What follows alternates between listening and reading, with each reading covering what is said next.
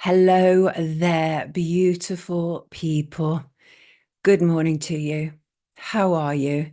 How are you out there on the internet today?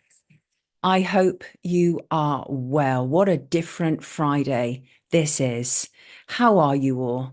I saw you were the first to leave a comment last night, says Shin to London Lady. Hello there, Wade. Good day, everybody, says Esoteric Night and Heldu and Merv and Jen and Shin. Hello, Shin and Rowie and Tan Tan Can and Synchronized Soul.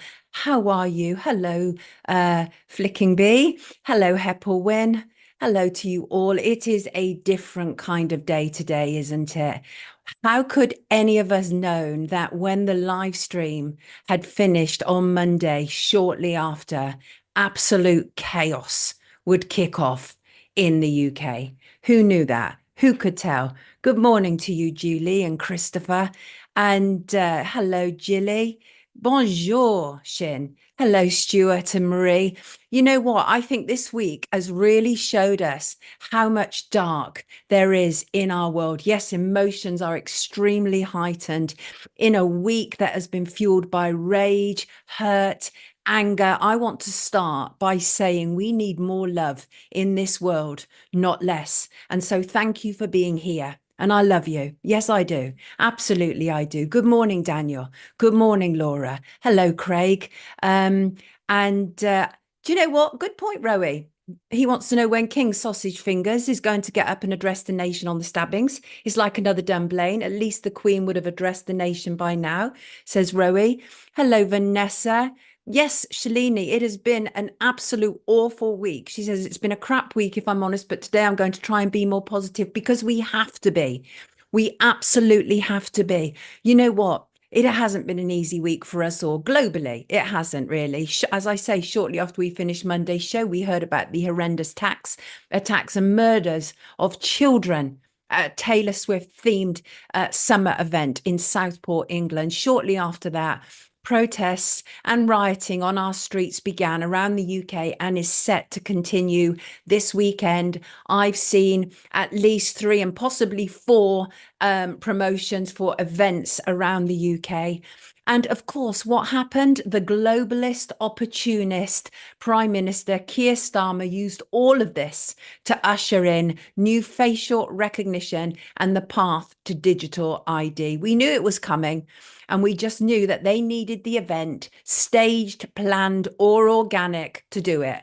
But that wasn't all in a week of brutal news. No, it wasn't. A man was officially sanctioned to beat up a woman in the Olympics in the name of sport.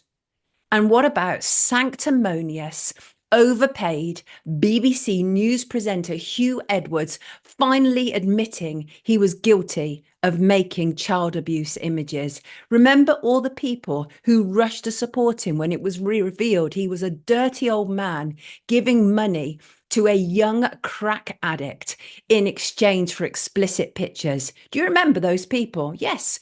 People like BBC's John Sopel and former BBC Emily Maitlis, she who did the Prince Andrew interview.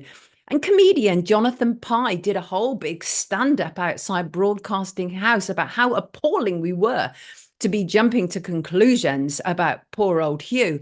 And then commentator Owen Jones. These are all virtue signalers extraordinaire. What do they have to say now? Why, the silence is deafening. Yes, it is. It absolutely is. And before we start to bring in our guests, I want to say hello to Catherine. Hello, Catherine. She said, "Hi, Sonia. Love your new show and have followed your work for a few years now. The subject I would like to raise is good morning. As you may be aware, especially in the English language, words are spells. For example, weekend translates to a weakened state. Therefore, good morning emotionally translates to a good mourning, as in mourning the death, as in grieving, usually after someone has died. There are many people who have far more knowledge than I on this subject, possibly. You could look into it. And I did. I absolutely did, because, of course, I'm NLP programmed to say good morning. I've been doing it all my life, well, as soon as I could talk, practically, because my mum was like a real stickler for good manners, and she always felt that please and thank yous and hello and good morning and good afternoon, good evening were good things in the world. And I just copied that. Absolutely crazy bunny. Yep, hence why we say grand rising. So I looked into this, and a commonly held belief is that the word mourning has the origins in colonial times or in slavery. And the words mourning, as in MORN and MOURN, are in fact what's commonly known as homophones. Now, homophones are words of different spelling, meaning, and origin, but they sound the same. And mourning, as in mourning grief, comes from Old English murnen, meaning to grieve, but also to worry or to care. And morning, as in good morning, comes from the Middle English morn, which came from Old English morgen. This word meant dawn. So the word morn, as in good morning, evolved into morning, much like the word even, the end of the day, evolved into evening. So I completely take your point. I absolutely do. And but I feel oddly relieved that I can still say good morning because I'm not sure how to stop it. I'll do my best. I really will, because I'm absolutely aware of how it sounds and what it translates to. And you're absolutely right. Words are spells and they have power. Absolutely. Um, and I'm going to be welcoming my first guest very, very shortly. But let's just have a look at that Southport attack. Well, as I say, we came off the live stream on Monday, and shortly after, the news started to filter through that a Taylor Swift themed summer class, when accused killer Axel Rudakabana entered the building and all hell took place. We could only know his name yesterday when a judge lifted an anonymity order, because Axel is only 17. He'll be 18 next week. And in those circumstances, generally, you can't know the name. But the judge decided, because, and we will go into this. We've got so much to discuss about this and the consequences of it and what has happened this week. So we will go into it in detail.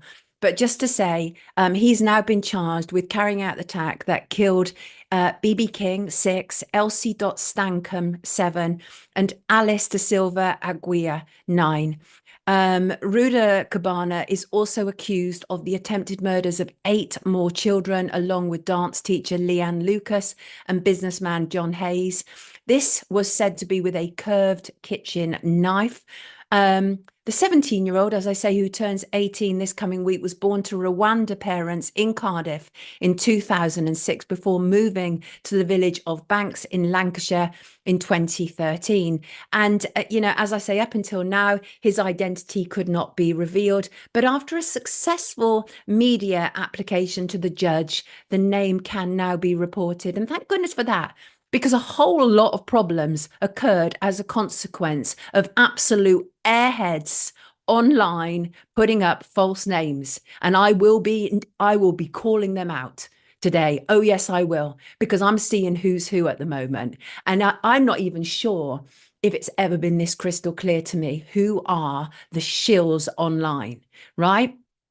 What we heard was that there were claims that so on Monday, there was this name put out, Ali, saying that he was on the MI5 watch list, that he'd come in on the boats. And this was claimed that it was put out by Russian state media. Not for a second do I believe it, although a number of people had sent me this link from this place called Channel 3, and I'd never heard of it. And people were like inboxing me saying, Son, post this. And I'm like, I don't know this source. I've never heard of this source. But as I say, you had people who don't care about the truth, and they were sharing this information. And the first one was a Twitter account belonging to a woman called Bernie Spofforth.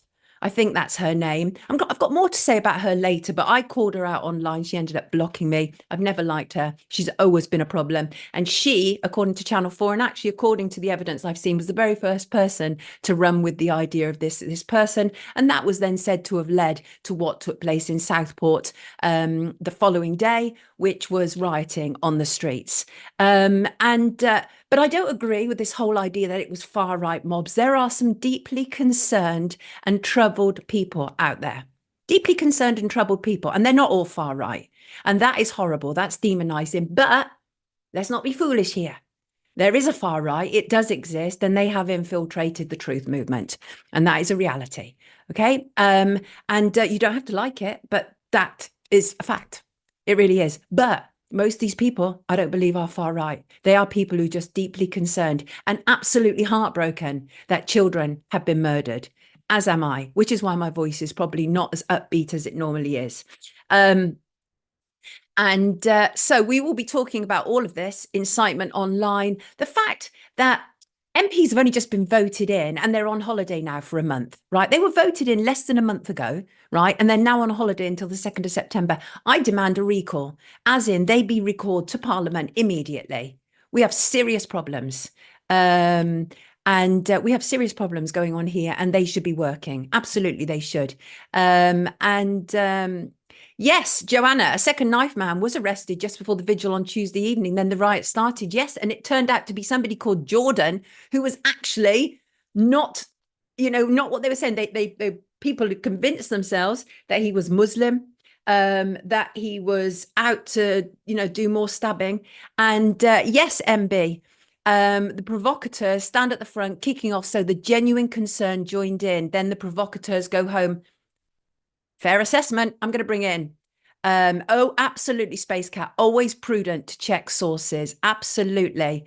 And good morning to you, Eagle VP. Let us bring in our first guest, somebody who is very grounded, very down to earth, understands how all of this works. And I thought he was the perfect person to have a conversation with about this, because here's the thing, is that what we've seen this week are the channels who love nothing more than this sort of aggravation in our country, such as Talk, such as GB News. Well, it's not like that around here. We're looking at the big picture, and here I am joined by Francis O'Neill to look at that big picture. Good morning to you, Francis. Good morning, Sonia. We're much more somber around here today than normally, and just because this has obviously been a high emotion week, hasn't it? Been absolutely packed with emotion, and it's difficult to know which way to turn and who to believe half the time. But I've seen you posting on social media and your takes. I agree with all of them, but I want to read one in particular because I think that is the basis of our conversation today. And that is, you said, how long is it going to take us to realize that we are being subjected to an ongoing role of terror-inducing rituals that are faked, initiated, or orchestrated in order to shepherd us into planned reactions and behaviors of which the manipulators feed? Now, that could not be more true, because last night, Sir Keir Starmer, the Prime Minister, stood at the podium and then told us about the new powers and new initiatives that they're going to be ushering in. Francis, take it away. Tell us what you think about what's going on and your thoughts.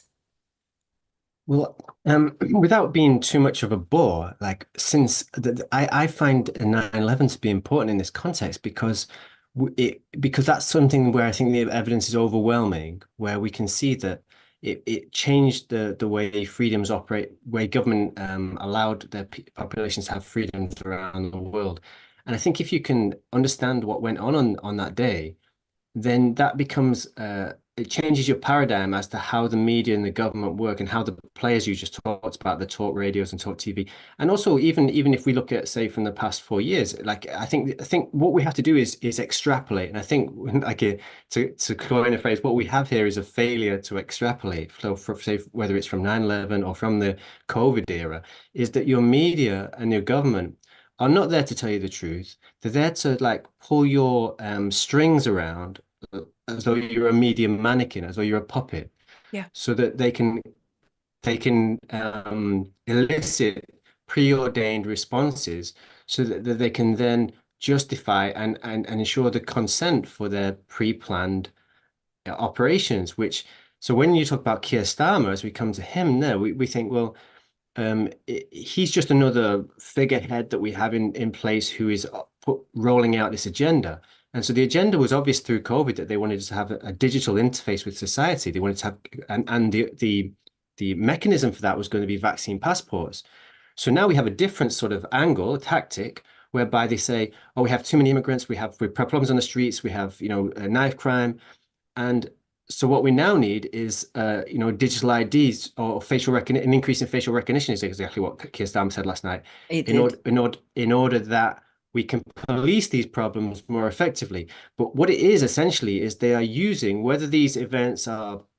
I mean, we can't say, it's too early to say it as the information comes in, but the reason I referenced 9/11 at the beginning is because we have to always be skeptical about what is presented to us. That Yes. doesn't mean that everything is fake. It maybe just be being used by the media or the government to implement its agenda, but it's always in the service of the agenda. Whatever they put in front of us will be in the service of the agenda. So even if we take it at face value, what we've presented, it's being shown to us in order to elicit those reactions which make the majority support the impositions that they wish to put on us. I mean, all of that, absolutely, yes. And so what he's talking about is a national capability, a sort of cross coordination with police forces around the UK. Again, our surveillance society with bells on, all of that. And he's saying this is a reaction to those thugs on the street, immediately demonizing people. And as I said, and I don't know if you heard this, is that of course there has been an infiltration, there always is, but to demonize everybody who's protesting is just patently wrong, because there are genuine people out there who are hurt and broken by what has taken place and also feel completely unheard. That's another thing, isn't it? It's like, well, I really feel it feels like a flashback to August, I think it was August the 6th, 2011, when the English riots kicked off, Francis. And it really feels like that again, the height of summer in the UK, tensions are high, and it really feels like that. This weekend, there's more planned protests, which may or may not turn into riots, but it feels like a tinderbox. Are you concerned? Yeah, I think everybody's a little bit concerned because I think these are the kind of reactions that the media sort of stands back and says, "Isn't it terrible?" But the media is also not giving a voice to people. So classically, they say the riot is the language of the unheard, right? So then people have Yes. been expressing concerns for a long time, and they've been ridiculed as right wing or racist and so on, and yet there's a sort of a common sense element to it. If you let lots of unvetted people into the country, you're probably going to get problems. And yet, Right. when people have voiced that, they've been dismissed as racist. So then, eventually, if people feel like they're being unheard and that their concerns are being dismissed, they'll take other action or they'll manifest on the streets. And then there's going to be an element within that, whether it's and even if there will be an element, genuine element that maybe turn violent. But it seems to me to be in the government's interest to have violence because then they can come along with a solution to the problem and say that what we need is increased police powers in some way or other. And what I thought was very interesting about what Keir Starmer says, he referred to people as being like football hooligans, which again, like you said, is tarring everyone with the same brush, Yes. but also talked about restricting their movement before they even That shocked me before they even get on the train, the right? train. So if you think about that in the context of say if even if you don't agree with the protest that you're seeing at the moment, then you think about in the context of protests you might agree with, like some of us were against the lockdowns or had concerns about the vaccines. If they then tell us that you can't get on the train before you because you've been to a prior demonstration, so what he's actually saying is he's kind of preempting any action. You're guilty before you're no longer innocent before proven guilty is what I'm trying to say there. So that Yes. was another thing. And another thing that stood out to me, another insight I had when I was watching that is Keir Starmer said repeatedly, I think it was the thing he repeated the most was that if the demonstrations prevent a fair trial for the accused in this case in Southport, and he said it repeatedly, almost like he was trying to seed in the public's mind that the demonstrators would be to blame if there was any problem with the trial. And I thought, well, that's something just to chalk up and remember, because then if the trial does fall apart, that would be a tinderbox. And he was referencing it as though this was something that was likely to happen on the basis of demonstrations, which seems to me to be very odd because this is not unprecedented for people to be unhappy. We think of the Right. James Bulger Right. murders or things like that, and people were still given fair trials. So why was he saying that to us? That's the question that came up to my mind. Well, and attached to that, he was also talking about online disinformation, wasn't he? And again, I saw that as, oh. So here's the thing, is that my understanding about these things in terms of a problem, reaction, solution is if they can bring in many agendas at once, then they will do so. So you've just noted that he made that reference, but he also made the reference about online. That to me was immediately saying there is going to be further clampdowns online, because we saw it, didn't we? We saw this so-called Channel 3 that I had never heard of before, publishing that this was the name of somebody called Ali, who was on a government MI5 watch list, all of this nonsense that was actually pumped all around social media by big blue tick accounts pumping it out. And he used that as an example, didn't he? And the judge also, in naming the accused, also used that as an example, used both of those things, right? Used the riots as an example, or the protests, and also online, saying that we need to stop this. So it's interesting. What do you get from that? Well, I think that the government has an agenda which should by now should be obvious to people. They want to restrict our freedoms. They want to have less free speech. They basically want to corral us into these little 15-minute cities, ultimately, I think. So it's restriction of movement, restriction of expression. They don't want dissent. They don't want people almost fighting back against it. So they need to push the envelope at every opportunity. So what you saw last night was Keir Starmer pushing the envelope on freedom of movement, on freedom of expression, and on online discourse. So which is where people can communicate and reach a larger audience. And so I think that is exactly what you're seeing. He may not be able to immediately overtly state that he wants censorship, but he's put pressure on the social media companies, or at least he's trying to conjure up in the public's mind a need for the social media companies to police themselves.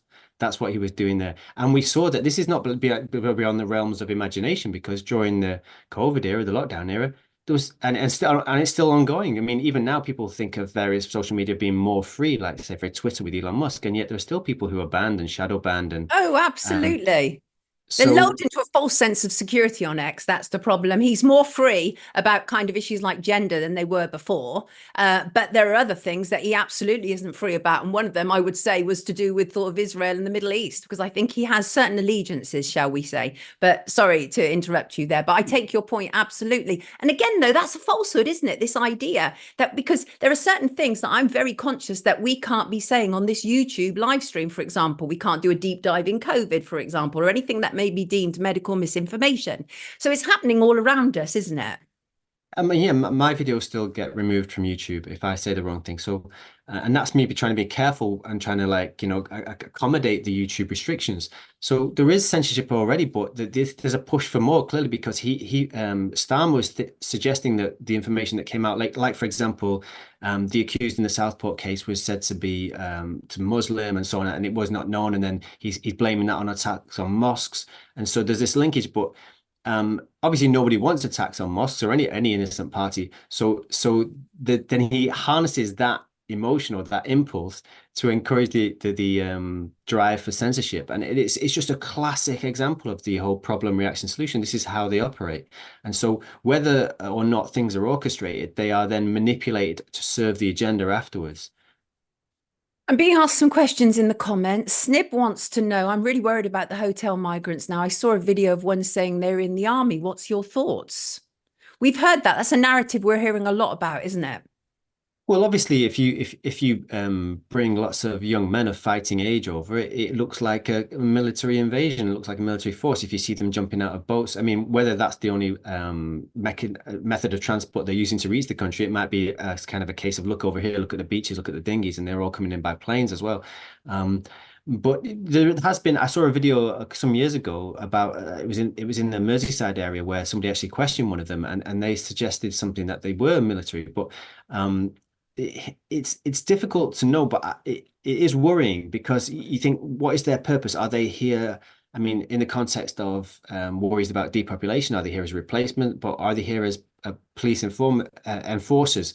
if things get out of hand. Because what you always do with either police or army, if you've got unrest in a population, you don't use police from that area. You use outside forces to control it, because otherwise they have too many allegiances with families and friends within the area. So it wouldn't make sense if they were brought in here in some way to police any future problems if there was unrest. Mrs. Pirate said, this is why meeting in person or at protests is so important. You can't censor real life. And that, again, is an excellent point, isn't it? We definitely are having our freedom to assemble restricted, aren't we? Yeah, and this is what part of what we were talking about with Keir Starmer. So if he's going to prevent people getting before they even board the train, and again, that's about restricting your movement, which ties in with this idea that they want you to keep you in smaller geographical areas. But also, it's about freedom to gather and to create the numbers necessary to, generate that kind of energy and also support for a cause. So yeah, they definitely trying to restrict us in those ways. I mean, I've been so frustrated online this week, Francis, because I've seen people that I like, literally like losing their minds over this. People who woke up through COVID, and I realize, I appreciate that's not a very long period of time. I've been awake since I was in my 20s. So I've had a very, very long time to get used to the corruptions and the duplicitous behavior that is fed to us. But not many people have. This is not my first rodeo, but for some people it is. But it's really frustrating. How do we go about enabling people to see that we're all being played? Because we're being played, aren't we? Yeah, we are. And I think that's the million-dollar question, because if you think about, I share your frustration, and I sometimes look at people askance and wonder, like, we've got this GB News set and this talk TV set, these people who have got some kind of celebrity or large followings on Twitter. I start to wonder, because they seem to be pulled around by every latest media set piece event. And I start to wonder about them, because I think, well, is that their role? Because we know that they paid influencers all the way down to the level of Instagram influence. They paid doctors, they paid all kinds of people in the past 4 years to put service in an agenda. So you start to wonder, is this their role to like suddenly flip and drive people towards emotive responses that then produce the kind of reactions that we've been talking about, the kind of government regulations or increased powers? It makes me wonder, because but then there's obviously the line where you can never underestimate human stupidity, because Right. but my question comes to the point where, if you have seen what has happened, like if you are of the opinion that people have been trying to kill you over the past 4 years, why in the world would you trust anything that they present to you? And that's the bit that I can't get my head around. So what does my head in? Literally that. And so here's the thing that I want to mention to you as well. Somebody said to me yesterday, the problem is they've got us all focused on the puppets rather than the puppeteers. So we're looking at the Starmers, the Lawrence Foxes, the Nigel Farages. We're looking at all of those people rather than what's really going on behind the scenes. And we need to look up, don't we? Well, that's the thing. I think if you think of the classic line "divide and conquer" and have that always in mind, think, well, who are they telling me my enemy is? They're telling you the enemy. Like, no, obviously it's not ideal that there's been a flood, a massive flood of immigration into the country, and that's concerted and deliberate, and it's designed to create these problems. But all the same, although that's your immediate concern, if there's somebody who's not safe in your street, for example, but for the most part, 70 million people or a number in that region that live in this country, and most of us haven't experienced problems over the past few Right, days. right. So the idea is not to suddenly start looking at the people around you. It's looking at the people who have continuously oppressed you I mean, the whole financial system, everything is a form of oppression, like whether it's the fiat money system, whether it's the lockdowns over the past few years, where it's the cost of living induced crisis that they've brought about because of their restrictions and the furloughs and the overspending. So all of this, if you think about it, it shows you that your enemy is not the guy that they've imported to make you treat as a scapegoat necessarily. And there are problems with that, which are genuine, which need expression, which we can sympathize with, which have manifested in the streets. But the real thing is to stop looking at your neighbor and start looking at the people who are imposing these problems upon you. Yes. Absolutely. Francis, some people are saying this has been the most kind of balanced conversation they've heard about what has been going on over the last few days. And I want to thank you greatly for that. I knew that you would bring that to this, and we need that. We literally need more light and less heat to this situation. And Francis O'Neill has just supplied it. Francis, for those who are unfamiliar, is a writer, commentator, and a wonderful man who walks around carrying a yellow board and has done on and off for the last 4 years. But he also has a Substack, which I will put a link to in the description below. Francis, take good care of yourself. Thank you for joining us this morning, everybody. This has been Francis O'Neill. Take care, Francis. Bye-bye. Thank you. Brilliant. And I think we do need that, don't we? We need less heat, more light. Absolutely, we do. I'm so grateful to him.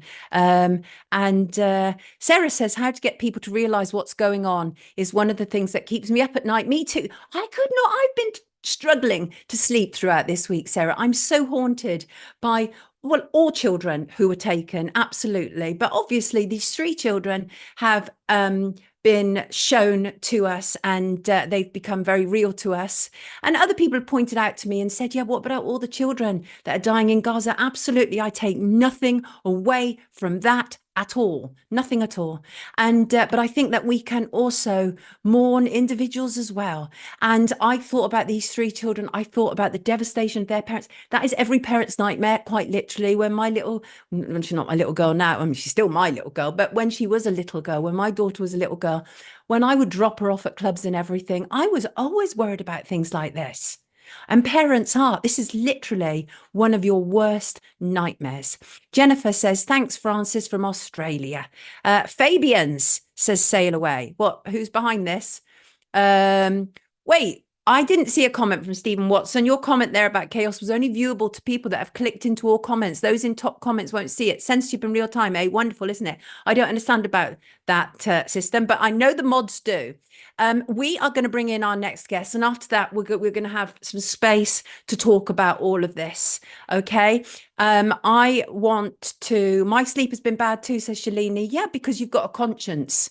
Who out of any of us can just go, oh, well, that's fine. This is just one of those things. None of us. It's not okay. It's not acceptable. It is problematic. Our hearts are hurting. I'm going to welcome in my next guest. A completely different story, but then we will come back to this week's news events, okay? Because I think that's important. And this is a story I've covered on a number of occasions. And it's an important one because I believe that this is one of our longest miscarriages of justice. Good morning, Philip. Good morning, Sonia. Good to see you again. Excellent to see you. Thank you so much for joining us. Let's just see if we can bring in Emma. If we can't, it's one of those things. It's not major. Emma is Emma Morris. This is Philip Walker. Emma Morris, we're trying to get to join us. She may be able to. Hello, Emma. Can you hear me? There she is. Sonia. Hi, Sonia. Yes. Yeah, I can hear you. Good to have you with us. Thank you, Emma. Emma, is it possible to turn your camera around the other way so we can get you in full screen? Is that going to create problems? We don't want to create problems for you. No, that'll be fine. Let's leave it there because I know what it's like when you're live on air. The last thing you want to do is start faffing around. I understand. Listen, at least we've got you, and that's what's important. Everybody, this is Philip Walker, Emma Morris. They are campaigning on behalf of Jeremy Bamber. 39 years ago, this coming week on August the 7th, 1985, the Bamber family were murdered in cold blood in their Essex farmhouse in England. This was mother and father June and Neville, their daughter Sheila and her twin sons, Nicholas and Daniel. The only surviving member was Jeremy, who was eventually charged and convicted of the murders. He has pleaded his innocence ever since. Jeremy Bamber is perhaps one of the most notorious British murderers in recent history, and I rarely encounter anyone who thinks he didn't do it. And I was the same, but I'm not anymore. This week, thanks to the sterling work of campaigners, the New Yorker magazine has followed its stunning Lucy Letby piece with an in-depth article about Jeremy. This article leaves you in little doubt that Jeremy Bamber could literally be, as I say, one of our longest serving miscarriages of justice in an English jail. And I am delighted to be joined by Philip and Emma to talk me through this, because I read that article in its entirety last night, and even though I know the case, thanks to the work of all of you, That article is brilliant. It is actually brilliant. It highlights exactly what needs to be said. So let's go into this. And as I say, for years, along with many, I went along with the narrative that Jeremy was absolutely a monster who wanted rid of his family to gain the healthy inheritance that he was due to have. But I also occasionally thought it could be his sister Sheila, whom the police initially thought it was. Sheila was deeply psychologically unwell, as evidenced by many people who met her. And police initially thought it was a murder-suicide, didn't they? So, Philip, let's start with you. First of all, I was shocked by the title of the article because I thought it was very bold. Blood relatives. That, to my understanding, was based on the blood in the silencer. Is that correct, Philip? Yes, that's right. And also on the concept of blood money, because the relatives you're referring to ended up inheriting both the Bamber estate and, as an indirect consequence, other parts of the grandmother Mabel Speakman's estate as well. So that is a concept that runs right through this tragic case. Yeah, it was. Sorry, I was just going to say, I thought it was a brilliant and very bold headline, actually, very bold. And it's not sensationalist because the article absolutely justifies it. Yes, and I think the huge impacts it's had, and all the broadsheets and the tabloids have picked up on the story. And I think that comes because of the quality of the New Yorker. They're known, throughout the world for the quality of their journalism. If you read it in the New Yorker, you know that whatever you're reading has been checked, double-checked, and triple-checked, so it will be accurate. And as you say, it wasn't sensationalist in any way.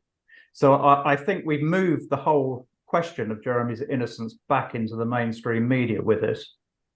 That is exactly what's happened, and it's stunning work, frankly. So let's drill down on what this silencer means, because many people are not familiar with it. But the story behind it is deeply disturbing. Emma, I'd like to bring you in here, if I may. And honestly, the sort of provenance of the silencer has always been in question, hasn't it? So what we were told, for example, was it was actually the relatives who found the silencer, not the police. Tell us more about this, Emma. Yeah, so this happened 3 days after the tragedies. The relatives went into the house by their own admissions, looking for clues, and they found this silencer in the back of a cupboard in a dusty box. They then took it home, tried to take it apart, contacted the police. They said they saw blood on it, or a sticky red substance on it. The police then came, or DS Stan Jones came a day later, consumed a bottle of whiskey, put this silencer in a kitchen roll tube, chucked it into the back of his car, and then I think it ended up in forensics about the 13th of August. I think nowadays that silencer would be classed as nothing more than hearsay. It had been tampered with so dramatically. But it's not just that silencer. So what we can see from the evidence and the forensic trail is there was actually 2 silencers. One was recovered on the day of the tragedies by DS Stan Jones, and then the silencer from the relatives. So the one that the relatives found had blood in it that matched Sheila Caffell's blood group, but it also matched Uncle Robert Bowflower's blood and group. That is key, isn't it? I think that's stunning that comes out of the article, when that's kind of, because I don't think I even realized that before. Is that information that's been available before? Well, it was known at trial. I mean, the jury weren't told, but they knew at trial that his blood group matched. But in, I think it was 2017, it was discovered that a second blood group was found in the silencer, as well as the one that matched Sheila and Robert, and that matched David Bowflower, who was the one that found the silencer. Doesn't mean it was his blood, but it was a match for his. So you've now got 2 different blood groups in the silencer, and of course, the case at trial was that the blood got there from Sheila being shot, and through the process of backsplatter, that's how the blood got into the silencer. But of course, if you've got 2 blood groups in the silencer, well, one of them certainly didn't get there from anyone being shot, because it didn't match any of the deceased and it didn't match Jeremy. Right. And so the second blood group that matched Sheila and Robert, there's nothing to suggest that actually got in there through Sheila being shot. But the second silencer was the one that had the paint flakes that matched the underside of the mantle. So the story was, of course, Jeremy fought with his father with the gun on the rifle in the kitchen, with the silencer on the rifle in the kitchen. It hit the underside of the mantle, scraping paint from it. He then went upstairs, shot Sheila with it, and that's how the blood got into it.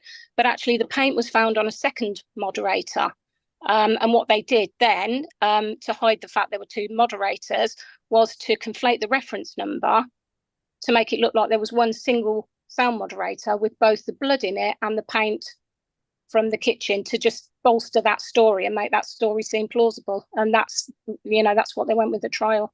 And this is appalling. And Philip, Philip, I know that this is something you're absolutely passionate about. You've told me before, when you suddenly realized that Jeremy was innocent, and how you've really thrown yourself so wholeheartedly into it. But it moved, didn't it? It went from us all believing that it was Sheila, and then there was that change. And obviously the silencer was key to that, but also Jeremy's girlfriend, who he was leaving, Julie Mugford, was also key to that, right, Philip? Yes, that's right. But just to complete the point on the moderators, that was the central deception of the prosecution case. There were two moderators, but the prosecution told the jury there was only one, and it had both paint and blood in it, when in fact the blood had been on one moderator and the paint had been on the other. And in the New Yorker article, David Boutflower admits that the police took away another of his moderators and kept it for months and months. So by definition, that is proof there were two moderators. Whether that one was involved in the case is another question, but that is just reinforcing what we're saying about there being two moderators. But going on to your actual question about Julie Mugford, yes, I mean, her role in all this was deeply malevolent, I have to say. And I agree with you. Yeah, she didn't come forward with the information she eventually gave to the police till about a month after the tragedy. And she said that she'd been afraid of Jeremy in the interim, and that, eventually she'd worked up the courage to go to the police. But in fact, she actually didn't go to the police. Somebody went to the police on her behalf after she told them the story. And what she initially told the police was that Jeremy had hired a hitman to carry out the killings. A local plumber. Yes, that's right. A guy called Matthew McDonald, who fortunately for him had an absolutely cast iron alibi for the day in question. So he was able to prove that it was nothing to do with him. But having found that was a false piece of information, the police didn't go back to her and say, well, Julie, this isn't quite working out in the way you're telling us. They, in effect, said to her, okay, we'll have another go. And her other go was to say, oh, well, actually, it was Jeremy who did it. And the whole thing was just extraordinary, to be honest. And, we could say that her motive was the fact that he was planning to leave her. And he had said that she said she wanted him in prison so no one else could have him. This would not be a first. That some angry ex-lover would want revenge. This would not be a first at all. And she also financially benefited, didn't she, ultimately? Yes, that's right. So, I mean, as you say, she was very malevolent towards him, as well as saying, if he was in prison, nobody else could have him. She tried to smother him with a pillow when he was sleeping. And her whole attitude towards him was highly aggressive. But yes, she did benefit considerably. After the trial, an article appeared in the News of the World for which she was paid £25,000, which at the time bought her a 2-bedroom flat in London and basically set her up for life. Now, we've always tried to find out exactly when that contract with the News of the World was signed, because if it was signed before the trial took place, then she would have been in contempt of court, because she would have had a clear financial motive to tailor her testimony towards a guilty verdict. But we've never been able to nail down the actual paperwork, but we know that in principle it was agreed before the trial. So she was a tainted witness. Terrible. Emma, I think some people get confused about what happened outside the property in the early hours of the morning when Jeremy was there with the police and somebody was seen at the window, right? Talk to us about that. Yeah, so when they very first got there, so this is PS Views, PC Mile, Jeremy, they all decided to do a recce of the house. So they start this recce off. They then within about 5 minutes, they see a figure moving in the bedroom window. Jeremy has always maintained that it was a person that moved in the bedroom window. And at the time, they all went running back to the police car, and PS Buse called for firearms assistance at that point. But he's been in documentaries since. He changes his story every time. In one story, he says it was Jeremy that saw this movement and pointed it out, and then we realised there was nothing there, and it was just a trick of the light. Another one, he says it was PC Mile that saw the movement in the window. And finally, another one, he said it was actually him that saw the movement in the window. But he very quickly realised, oh, no, it was just a trick of the light. He kind of retraced his steps and looked again and thought, no, it's just a trick of the light. But his actions of running back to the police car and calling for immediate firearms assistance doesn't back up his story of it being a trick of the light. And what was revealed in the New Yorker article as well was that at the time that he came back and did say that it was a figure moving in the window. So he later changed his story to say, no, it was just a trick of the light. So, there effectively was no proof of life at that point. And that's gone down really in history as just this trick of the light, a trick of the moonlight. But it was a person that they all saw, and that's now been confirmed in the New Yorker article as well. But there was also, sorry, just to complete. No, please go ahead, Philip. Go on. The other item in the New Yorker article was a 609-999 call that was made from within White House Farm. Right. Now, we've known about that for some time because it was uncovered by the Stokenchurch investigation that preceded the 2002 appeal, but we've never been able to sort of nail it down fully. But Heidi Blake, the writer of the New Yorker piece, contacted the person concerned, Nicholas Milbank, who amazingly still works for Essex Police. Yeah. And he confirmed what the Stokenchurch inquiry found in 2002, that he had taken a 999 call from within White House Farm at 6:09 in the morning. Now, Jeremy was standing outside surrounded by dozens of police officers at that point. So that call can only have been made by somebody alive inside the house. And thereby, it totally exonerates Jeremy from any involvement in the shootings. The problem is, Philip, and I certainly don't need to tell you this because this has been through enough of the CCRC to know that there are issues with it. And I think what that article also nails is what happens when the country, the state decides that somebody is an absolute monster, and how difficult it is to then start to unpack that. And I think key to his conviction, key to him being inside so long and not being able to get the appeal he needs, is how he was portrayed. And I think that's really important to tackle that, because some of the images that have been captured, Philip, and Emma, you know this as well, especially like when he's in the back of the car and it appears that, that he's smiling and everything. And it broke down what that was actually about. And one of the things, they've done lots of tests on him, haven't they, Philip? They said he's not a psychopath. This man is not a psychopath. No, he undergoes at least annual psychiatric and psychological evaluation, and he has done over the whole period that he's been incarcerated. And those tests have found no personality disorder, psychopathy, or anything along those lines at all. And in 2009, Professor Vincent Egan, who is a very distinguished practitioner in this field, did a very detailed examination of Jeremy. And his conclusion was that he was a perfectly well-adjusted, normal individual. But as you say, that is not the picture you get from reading the tabloids. But there's interestingly, after this New York article, the tone of the coverage in the UK has changed considerably. All of that sort of, oh, he's a monster, has sort of slightly dissipated. And now people are actually concentrating on what's important, and that is the evidence. The problem we have, Emma, is that it would appear that the crime scene itself was tampered with.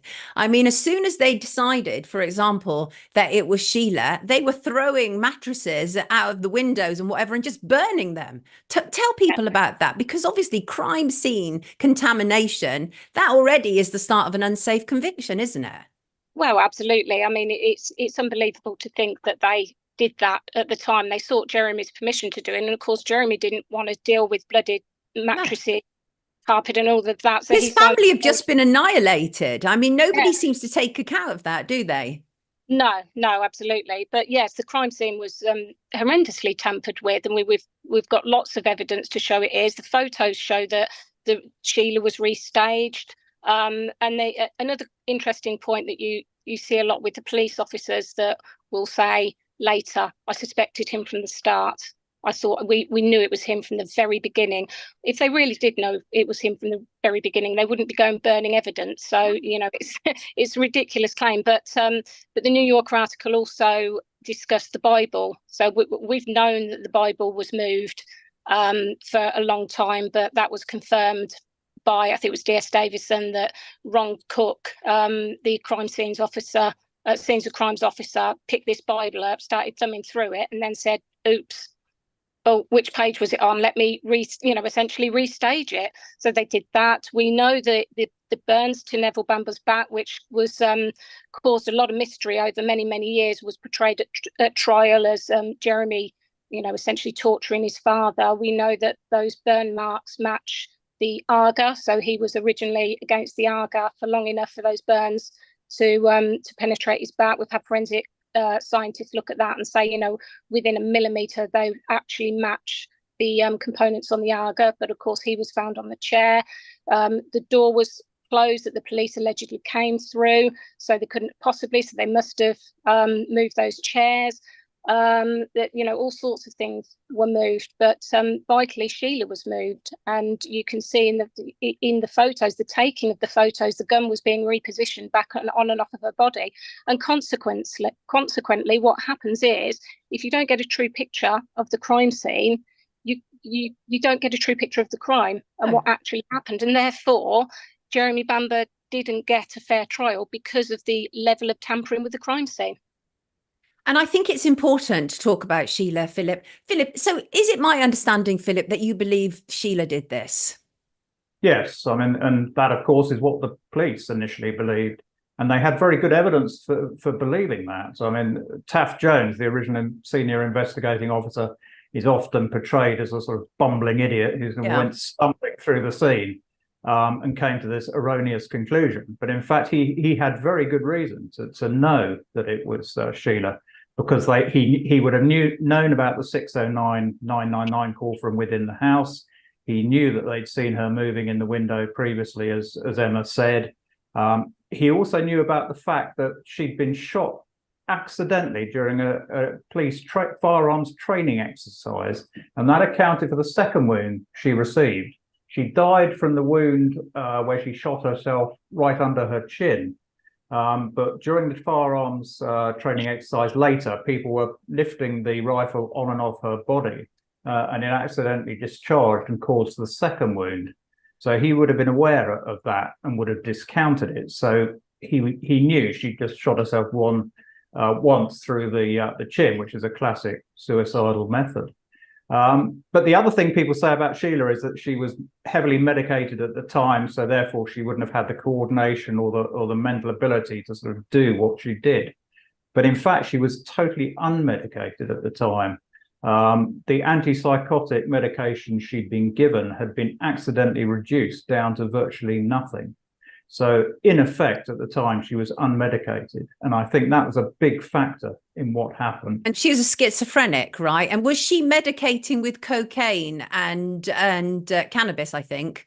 Yes, she was self-medicating as well. She was given haloperidol, which is a very strong antipsychotic medication. But her dose, which was meant to be administered every fortnight, had been accidentally reduced down to monthly. And also the dose had been accidentally halved. So the toxicology reports afterwards showed there was virtually no trace of that antipsychotic drug in her system. So, as I said, she was in effect unmedicated. Sorry, I beg your pardon. Go on. No, please go ahead. I was just going to say that there appeared to be a motive as well, because obviously in her unwell state, there were issues with her children, for example, and it was said that June Bamber had suggested them being taken into foster care, I think. Is that correct? Yes, we think that could well have been the trigger for what happens. Jeremy said that the family was sitting around the kitchen table earlier in the evening discussing the possibility of the boys being fostered locally to help Sheila sort of cope with them. Don't forget, they were two 6-year-old rumbustious boys who were a bit of a handful for anybody, let alone somebody in a very fragile mental state. And because this was such a big issue in Sheila's mind, she told her psychiatrist previously that if anybody questioned her fitness to be a mother, it would cause a major meltdown. And we think that that is what happened, that the mere prospect that the boys might be fostered was enough to send her over the edge. And just to complete that point, the police said there was no question of them being fostered. All this was just a lie Jeremy had come up with.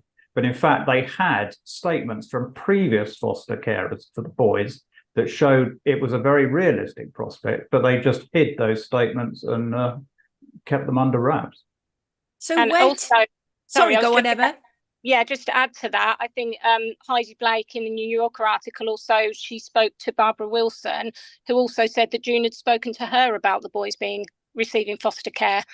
So it hasn't just come from Jeremy, as Detective Superintendent Ainsley told the Department of Public Prosecutions that this was known to other people, and he hid that, as Philip said. So where to now? I mean, my worry is, as articulated in the article, is because he's been in so long, because he's been so monstered and demonized, the establishment are not interested. They just want him to die inside.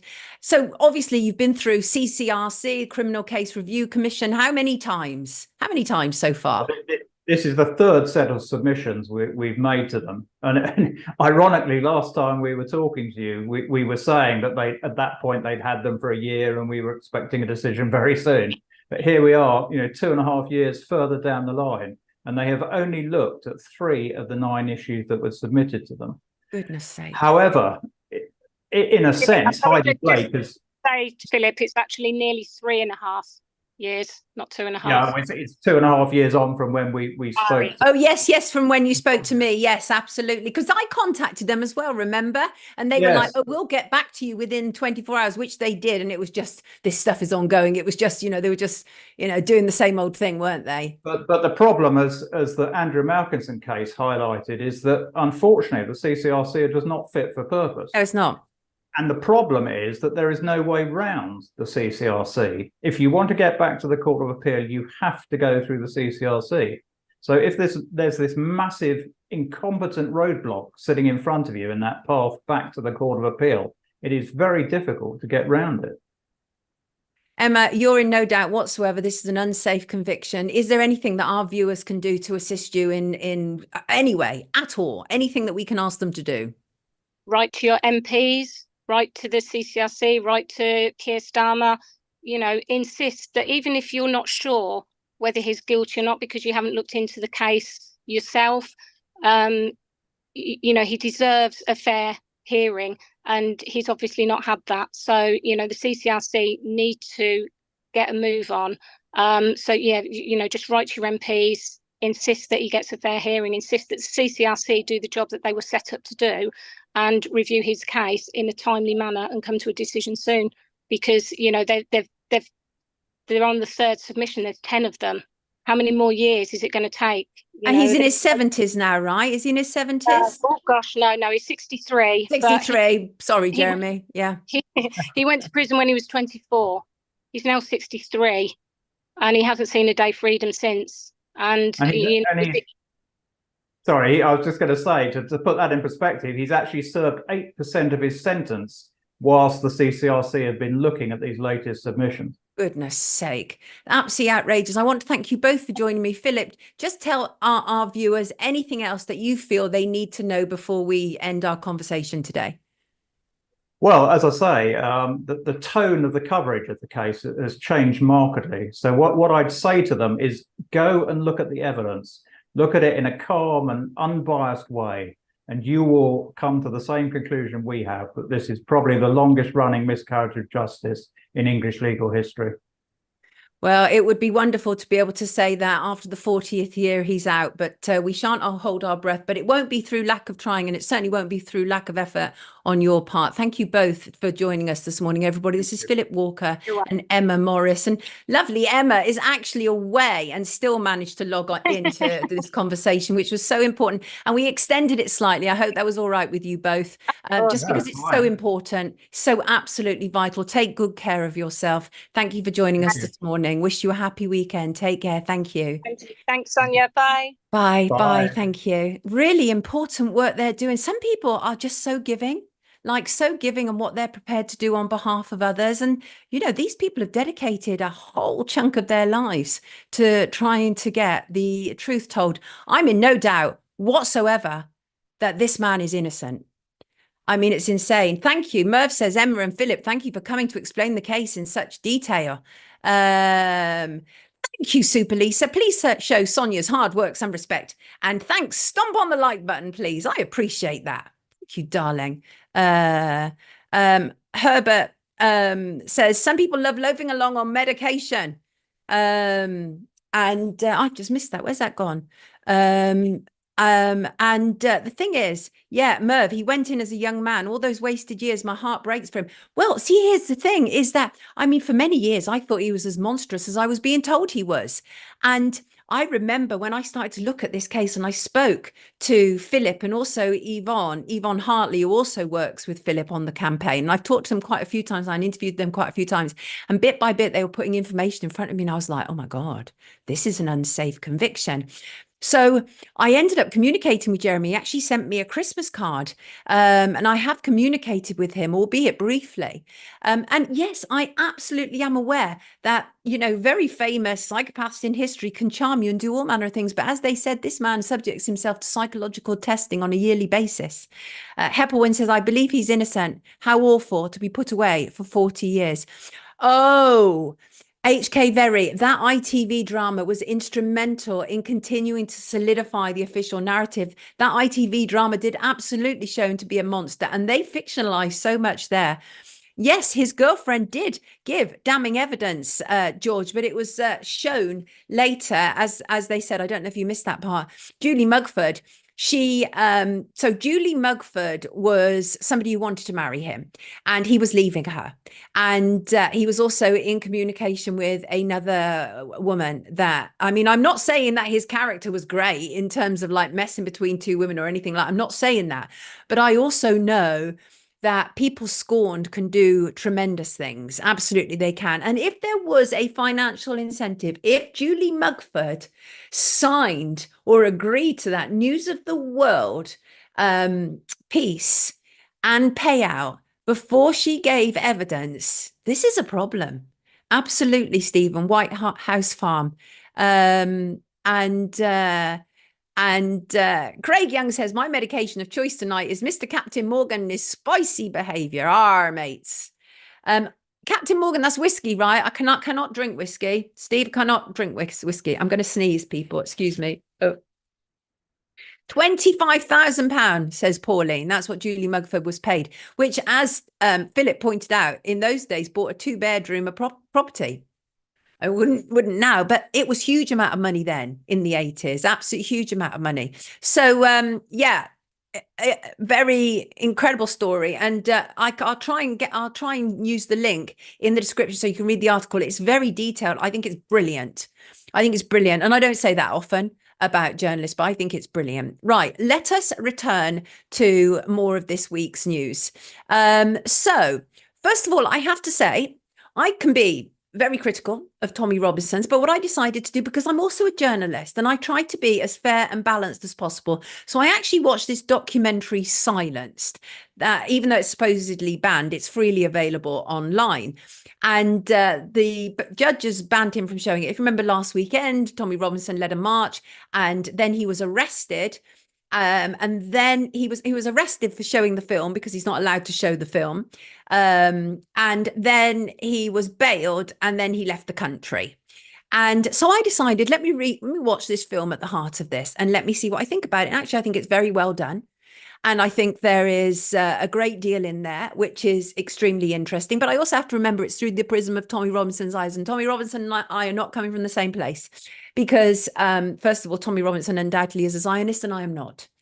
So I think that, first of all, sets us apart in quite huge ways. But I did watch it.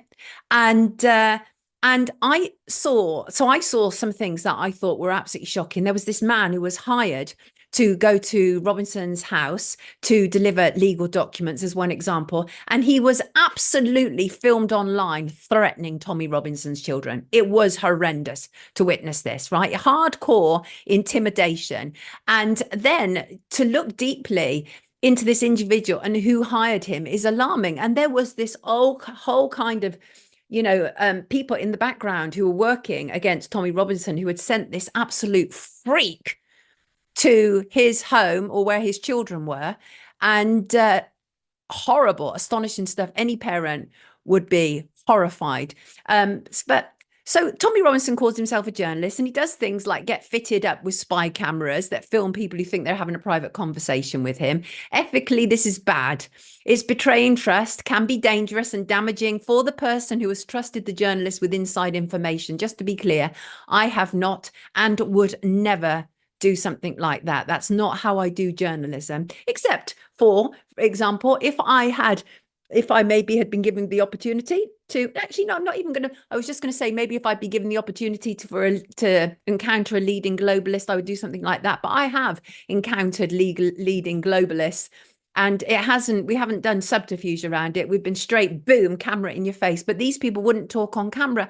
And honestly, it really left me with a bit of it left me with an issue, because it was these people's testimonies that he was surreptitiously filming that were the most damning, because it was based around this whole idea, I think, that a Syrian refugee kid had been bullied by a white kid in a playground. And it turned out that actually there were issues with the child, but the whole country, Piers Morgan and Prime Minister and Parliament all rallied behind the migrant child and ostracized the white British kid, and he and his family were forced to leave home. And that's really what the story is about. And then how Tommy Robinson was being sued. So, but here's the dilemma. Without Robinson's actual approach, I would never have heard any of the things that I did, neither with anybody else. And it left me with a massive impression when you hear a former head teacher of the school and a number of people who were involved revealing that they had been essentially paid off to lie. Well, what now? Well, they may well issue a warrant for Tommy Robinson. They may leave him until he returns to the UK. Who knows? But I did watch it because I don't ever want to be accused of being biased. I try to be as fair and even-handed as possible, even with people that I find objectionable, because I believe that most people deserve a fair hearing. And so, as I say, I watched it and I did actually consider it journalism. Yes, I did. But again, a lot of stuff that was ethically questionable, deeply, deeply questionable. But, God, who knows? I don't claim to have all the answers. Now, talking about deeply, deeply questionable, the BBC, of course, the BBC.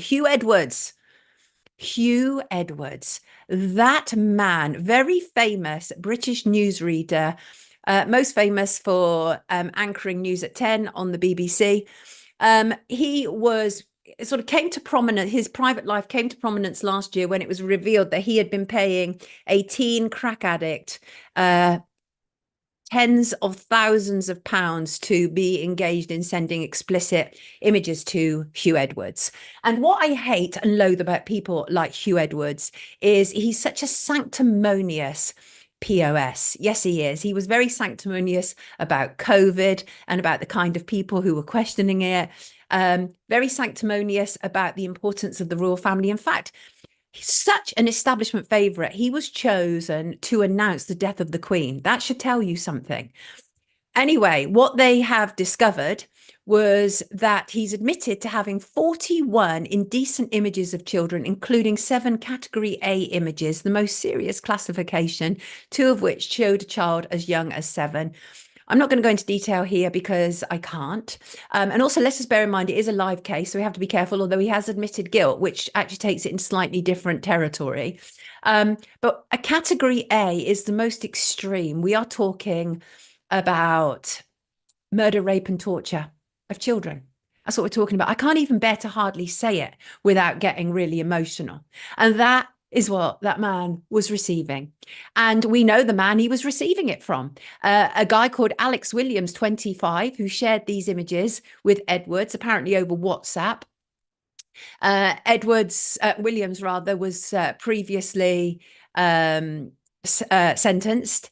And Huw Edwards' barrister told the court this week, when Huw Edwards admitted his guilt in this, the barrister told the court his client was not just of good character, but of exceptional character. Are you having a laugh? Are you actually having a laugh? Like seriously, this man has already funded a vulnerable teen, right, for his own wicked pleasure.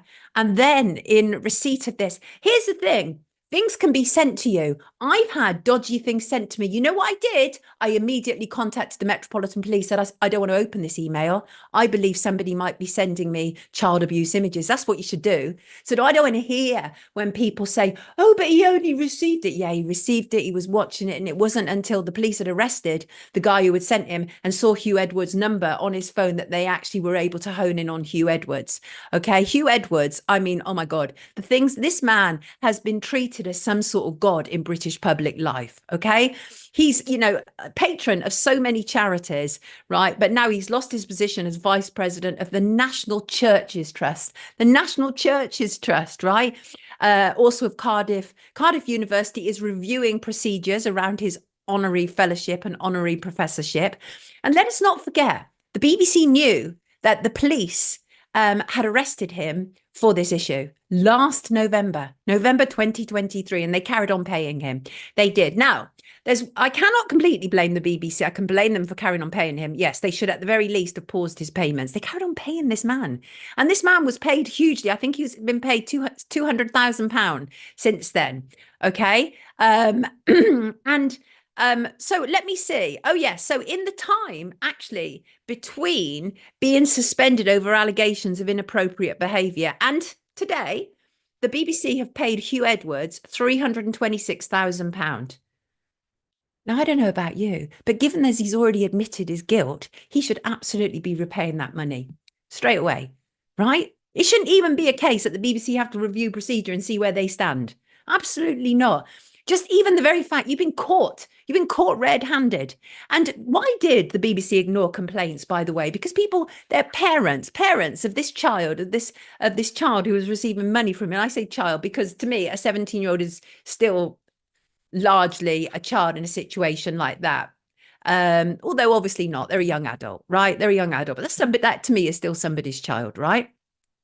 But why did the BBC ignore complaints when the parents went to them, right? Why? And I think there are so many questions to be asked about this. And I'm horrified, But here's the thing, not surprised. Why am I not surprised? I want to be surprised when I am told that national figures turn out to be perverts and predators and involved in this. And my worry is, even though the papers are like saying he could face up to 10 years, let's see that, yeah? Because the National Crime Agency discovered that 8 out of 10 people who were charged with the crime that Huw Edwards is do not serve custodial sentences. They have suspended sentences. 8 out of 10 people in the UK. Think about that. How many dangerous predators have we got walking amongst us? Because be in no doubt whatsoever, I consider Huw Edwards a dangerous predator now. Anybody involved in something like that is to me somebody who cannot be around children, right? Simply cannot be around children. And obviously there is a full trial to be had, but enough has been said that it's not sub judice in the same way as it would be if he still had to have a trial, because thankfully he's, by admitting his guilt, he's cut out a lot of the pain that some people would suffer. But I truly believe that anybody involved in receiving these sort of images and engaged in these images are as complicit as the person who is carrying out the direct abuse and filming it of the children, because they are the marketplace.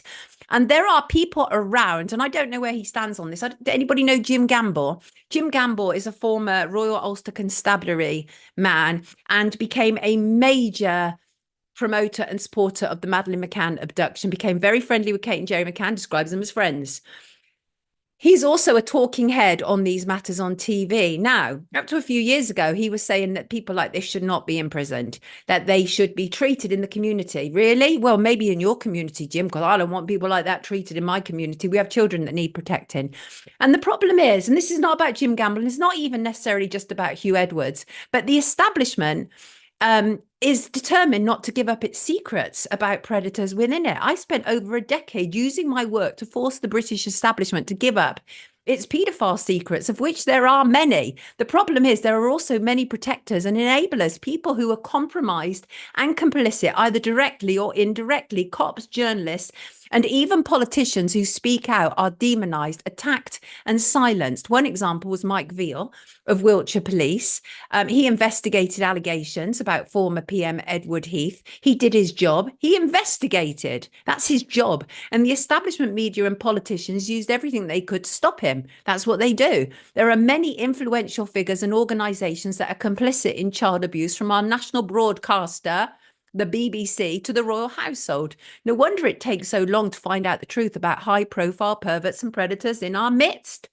Right? And Jill, shout out to Jill, who regularly emails me, contacted me and wrote, in 2014, a former colleague came forward and said Jill Dando was trying to expose a VIP paedophile ring just months before her death.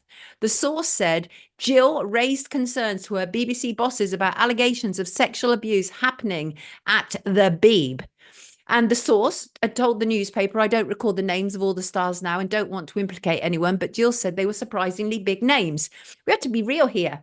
The BBC has long been a haven for predators. You only have to look at the Eric Gill statue out the front, which they love so much, the Eric Gill statue of I think is it Prometheus and Ariel, and it's of a little boy, obviously a naked little boy, and a big man behind him. And Eric Gill even elongated the child's penis because it's based on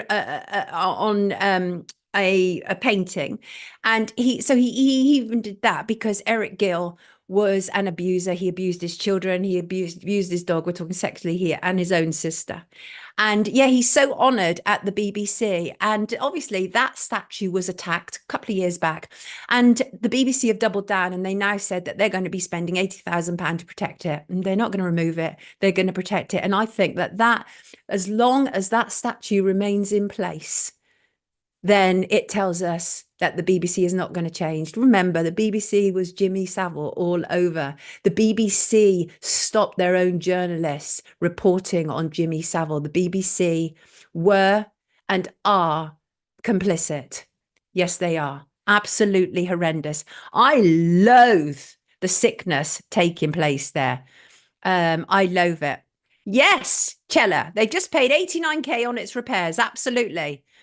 Healing the Silence said, don't forget they banned Johnny Rotten, so they clearly stand beside the predators than do the right thing.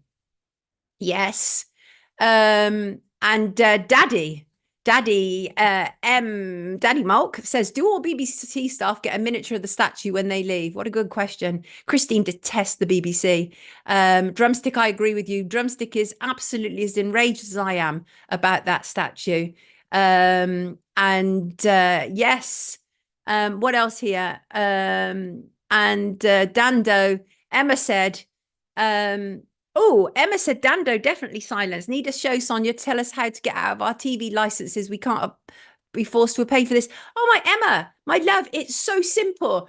Type, don't do it now because we're in the middle of the show, but type TV licenses. There's a whole, you literally just go through it. Say, I don't want my TV license anymore. And it will say, are you watching live TV? Because the thing is, doesn't only cover the BBC, they're scoundrels, but it covers anybody who wants to watch live TV on any kind of device. And as long as you're not, then opt out. It's really that simple. But if you want a breakdown of it, I'll happily do that.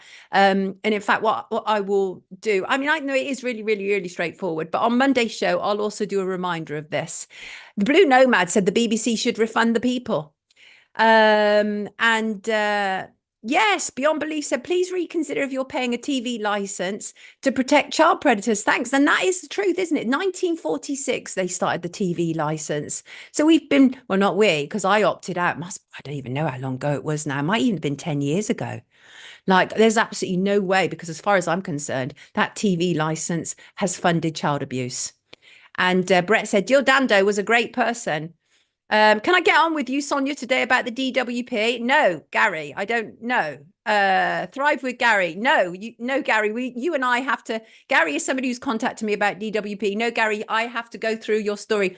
I don't put people live to air like cold. I make sure that everything is solid and safe and they are confident and feel able to do it. And I know that there are some various issues with yours because you said that you'd been booted off YouTube. So I have to make sure absolutely that we are watertight before I bring you to air for your protection as well as mine, right?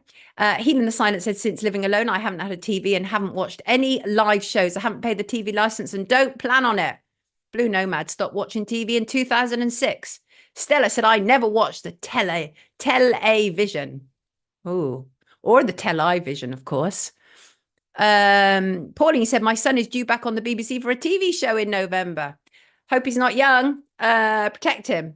Jasmine said, they periodically put red envelopes through my door regardless. Mine too, Jasmine. They did it quite recently and I just went back up online and I opted out. Flicking says, I've not watched live TV for nearly 15 years. Everything I watch is on the internet, include recorded programs like 8 out of 10 and QI. Do we need a TV license to watch live podcasts online? Well, that is a good question. I'm not sure. That is an excellent question. I will find out about that. Just don't pay. I haven't for 10 years, says Awakening. Right, let us look at what other news we've got going on here, because I think it's really important to tackle it. I want to tackle this issue of disinformation online that I mentioned earlier, because I'm so angry with some people who I believe are part and parcel of all this, or if not, just because their sheer ego, their desire to be pick-me's online and me first, they are reckless and they put trials in jeopardy and they put people in jeopardy. Now, let me go to this disinformation that happened this week. So obviously we talked at the start about how this so-called Channel 3 had put out this disinformation about the Stockport suspect being called Ali, that he was apparently on a government MI5 watch list, that he'd come in on a boat. This is all really emotive stuff, right? And some people cannot wait to hear that stuff. They cannot wait to hear it. They leap on that stuff because it completely supports the narrative that they're already pushing. And one of them I've already mentioned, because I absolutely deplore the woman, is a woman called Bernie Spofforth. And I haven't liked her for a very long time. And it's nothing personal other than I deplore what she tweets. She was, not anymore, she was a big account on X during COVID. She emerged during COVID. She was one of those very middle-class people. Nothing against middle-class people, but she was one of those very middle-class people who wasn't really coming from a kind of truth and perspective, but she emerged during COVID and she was actually tweeting some really good stuff. But she was named and highlighted in a Channel 4 news program this week as being the very first person before this Channel 3 to spread this idea online.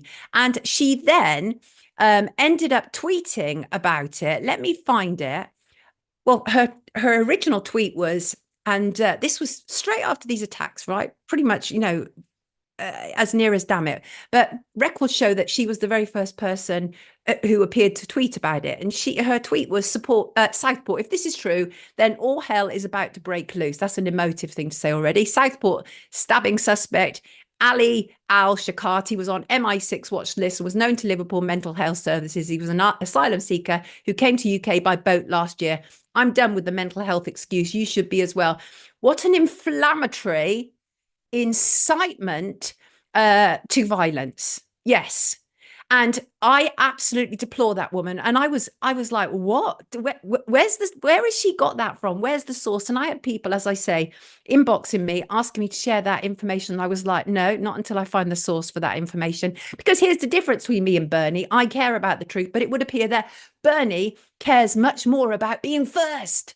Being first. Being first, likes, clicks, subscribes. That's what characters like this one does. Anyway, she was named in this Channel 4 documentary. And then she put out this tweet, which was basically, yeah, I did tweet it, but I deleted it within a couple of hours when I found out it wasn't true. You should have found out it wasn't true before you tweeted it. This is the thing, people, is that Starmer, we know all around the world, this does not just apply to the UK. We know for a fact that they in lockstep want to introduce new totalitarian draconian measures on us, right? Don't play into their sodding hands.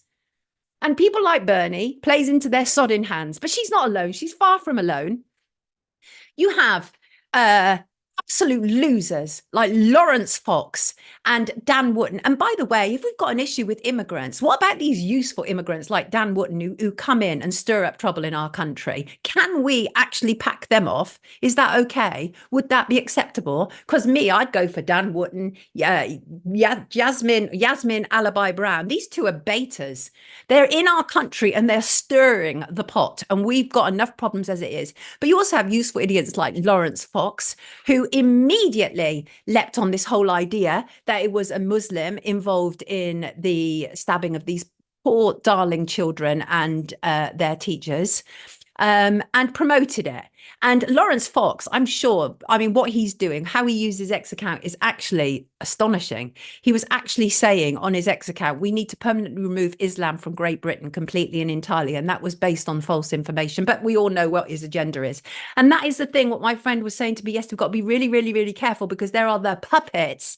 Lawrence Fox, Bernie Spofford, they're puppets. But what is the bigger agenda behind them? And it honestly, truly, really very disturbing. And it's almost likely now that the accused is actually a Christian. His parents are probably Christians from Rwanda. But I'm not saying for 1 second that any of this is good, right? We may have issues. Well, I think we do have issues. No, I'm not going to bother with may. We do have issues with integration in the UK. But I also know out there on the streets, it's not like what they're saying online or in isolated incidents that we're seeing. No, it's not. People are living much better and more harmoniously together than rabble-rousers like Lawrence Fox want us to believe. God, is there a purpose for that man? Because I've yet to find it. Wasn't he going to sod off and leave the country when, I don't know, after what's its face, Sadiq Khan got back in as London mayor? Lawrence Fox, if you're still in the UK, off.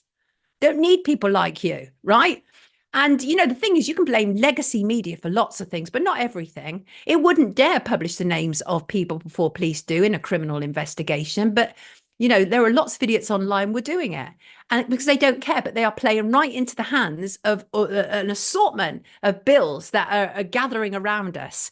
And honestly, clickbait, social media accounts, we all need to call them out. We do. We should not just be, you know, oh, okay, that's fine. No, we need to call them out. And I had to say to a couple of friends of mine who were kind of engaged in it, look, what you're doing is problematic because by naming this suspect before we are allowed to, you're actually jeopardizing the trial. Now, these people, because they're so desperate to be first, and that doesn't mean everybody, a couple of my friends, they also have good intentions, right? They have good intentions, but you know, you can get caught up in it, can't you? Like you can get so caught up in it online and it does become, and the thing is, because Elon Musk has monetized people, like a lot of people don't care. Their egos are so huge and they like to see that money rolling into their account from Elon Musk that they just tweet really, really dangerous stuff. And honestly, I do think we all have a duty to call out these clickbait social media accounts because they're going to get us all shut down. Yeah, they are. They're going to get us all shut down, right? And guess what? The UK is not broken. The UK has not fallen or any of those crap takes that state assets like to claim it is. If you're on social media making these outrageous claims while sharing videos of violence, you are part of the problem. Stop doing our country down, right? And stop doing our country down. Of course we have problems. Yeah, we do. But what I saw after all that stuff with Bernie Spofforth, I saw people online actually saying, seriously, I hope the law is changed so knowingly spreading misinformation becomes a crime. And this was like when she posted her, oh, I removed it as soon as like people just gave her the boot, you know, like they gave her a whacking. And, you know, psychologically, these people with their dangerous online their dangerous egos, right, they're quite fascinating in their own needy way to watch. But once these types get a little taste of X fame, they lose their bloody minds. You're rushing to post, as I say, for clicks and likes rather than purpose and accuracy. These people are absolutely 100% contributing to the globalist traitors' desire to censor us more online. I can't stand them, and I'll continue to call them out.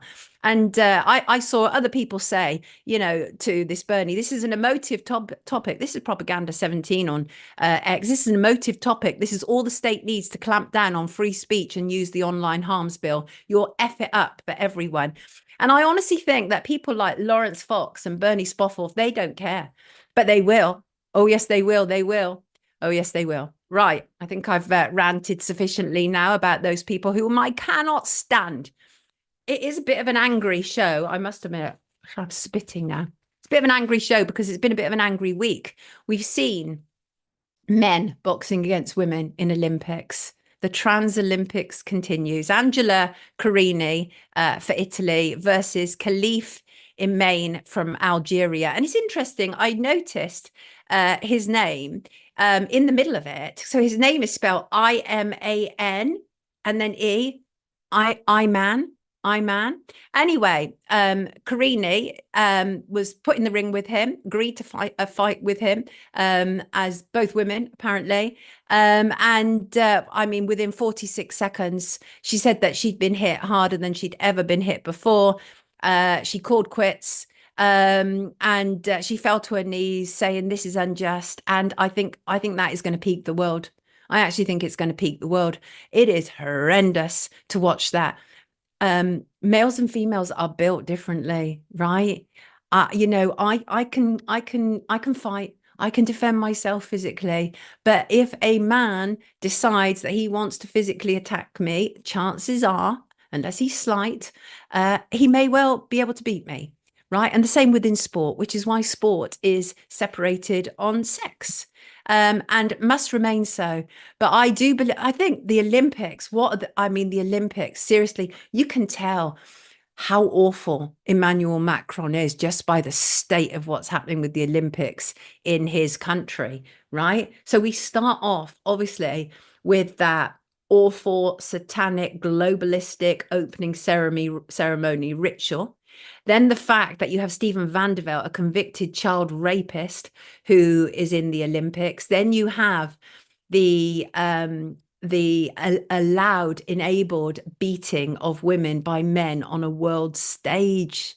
It's really shocking. I mean, honestly, it's just devastatingly bad, And I'm really concerned about where we're at the moment. I feel that the globalists are pushing us so far that we're going to erupt. And honestly, anybody listening to this, please do everything you can possible to remain calm, because they're agitating us. They want to provoke us. They want us to be angry. They want us to cause damage, because then they can usher in their new reforms and say, look, this is for the good of society. We must keep order for everybody. And believe me, when I say this, the vast majority will go along with it. They'll go along with it. We got more waking up to do before we're put in that sort of position, because they'll go along with it. You don't have to look how they consented to the COVID measures, right? The other thing that really upset me about the kind of protests and rioting that's taken place around the country, and again, you've heard what we said at the start of it, I absolutely hate the demonizing of it as far right. That is absolutely wrong. And it doesn't even begin to account for the fact that there are people who are genuinely, justifiably angry. But there are casualties and there are fatalities that come from this. And some of the casualties are completely and utterly innocent, including police dogs. 3 were injured at the Southport rioting. And the Southport rioting happened almost certainly as a consequence of the lies that were told online that this was a Muslim guy, because the Southport rioters went and started to damage a mosque. Right. And that's how quickly it's all happening. Right. So that's how quickly it's all happening. And I just wanted to send a big shout out to the Thin Blue Paw Foundation. And they look after police dogs. They support and promote police dogs. And they have said over the past 6 months, 6 police dogs have been attacked in the line of duty with 1 fatality. This demonstrates the ever increasing dangers that are present to serving police dogs across the UK.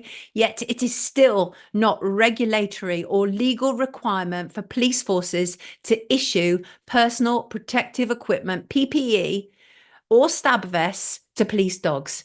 What? They're literally, so they're just sending these dogs out like they are collateral damage. It's unacceptable. I completely agree with this organisation that this is still the case 6 years on after police dog Finn was stabbed in the line of duty in 2016. You know, these dogs didn't ask to be police dogs, right? But I've seen police dogs and they are some of the most incredibly loyal and formidable creatures. Okay, I don't always have to agree with it, but they should be protected as much as possible. And for them not to be afforded the same sort of protection that the humans who are handling them is absolutely atrocious. So do everything you can. You know, we know around here it's almost pointless, right? Asking our MPs, but all of us, there are a whole new team of new MPs, and they may be keen to please you. So even just contact your local MP and say to them, there's 2 things I want you to do, and that is insist on PPE for police dogs because they're not getting it. And you can quote the Thin Blue Paw, PAW Foundation. And also, please say to them, Jeremy Bamber's case needs the CCRC to get moving, because that is almost certainly an unsafe conviction and it looks bad on our country and for justice as well. So those poor doggies, I can't bear it. I literally can't bear the pain that is all taking place around us at the moment, right? But there are reasons to be concerned. And the thing is, that point that Francis made earlier is we have a right to worry about what we see and what we perceive as fighting age men arriving in boats. Well, there's more that we haven't been told. It was hidden by the Conservative government. This week, we have discovered that thousands of Afghanistans, including hundreds of former military and intelligence operatives, have been secretly moved from Afghanistan to military bases in Britain. That's happened over the past 10 months. It's been confirmed that more than 5,000 Afghans have entered the UK since October last year. Many of them are said to be escaping the Taliban. It's called Operation Lazaruti, the Ministry of Defence's code name for the mission. And one must ask, what are thousands of ex-military intelligence operatives doing in British military bases? One must ask that. And it was kept under the radar by the Conservative government because the Conservative government was keen to appear as if they were tough on migration. And the Labour government don't mind that now getting out because they just got into power and they can make it look like, look what was happening behind your backs. We all know they're all exactly the same. Labour government probably going to prove to be even worse. But the point is we have reasons to fear all this. This is really very, very concerning. And Operation Lazaruti originally began in October after Pakistan began to deport hundreds of thousands of Afghans from refugee camps back to their homes. About 4,000 who had fled to Pakistan, with some staying in hotels paid for by the UK. No wonder we're furious. No wonder we're sick and tired. Like, you're not going to meet many people who are as multiculturally minded as I am. And even I am saying, what the is going on? What the is going on? Something's really wrong. And the bases where these Afghanistans are being housed are in Leicestershire, in Wiltshire, in South Wales, in Inverness, in Dorset, in West Sussex, and in Chepstow, South Wales. Approached the Ministry of Defence for comment, no response. And it's really concerning. And I think we all should be concerned. I am deeply concerned, deeply concerned. What is going on? I mean, they are setting us up in some way. That's what it feels like. And no wonder people are concerned, and no wonder this is bringing out fear. And you know what happens when people are fearful? They react, and they overreact, right? George said, "I told you so. British establishment, government cabal. I rest my case." Craig said they literally laugh at us, and no wonder we are a joke country. HK Very said, "This makes me sick. I didn't know." Hamish said, "Yes, I see them on security gates on private estates. They will be the prison guards for this gulag." Oh my God. I mean, this is so worrying.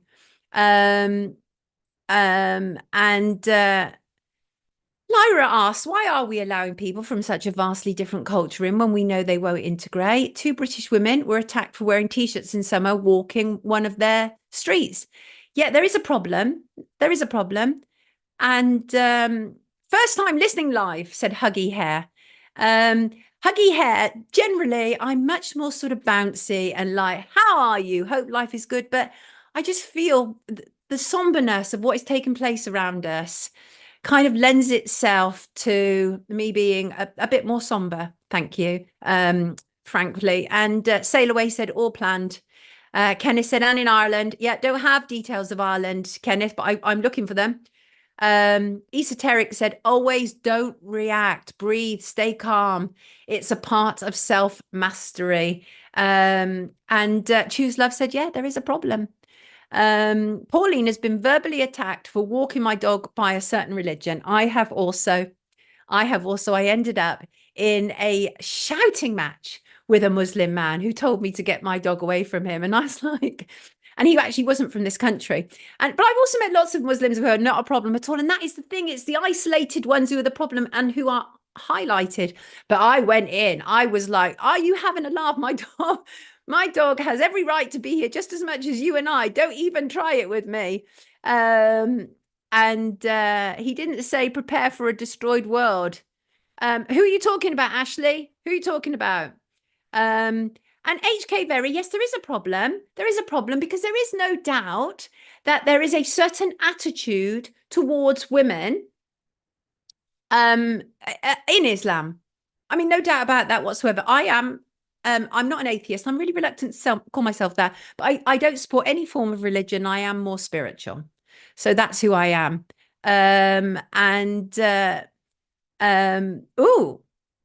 Shin said they are preparing the stage for the Messiah who will unite Judaism, Christianity, and Islam to fight the Olympic gods, all scripted. Were they promised to come here when they became translators? Good question. I feel, Catherine says, I feel a Tracy Chapman song is coming to a street near you soon. What's that? Fast car? I don't know. Well, there is a reason they mock Christianity. They know it is the only thing that can stop them. The Bible is real. We are in a spiritual war, says Kat.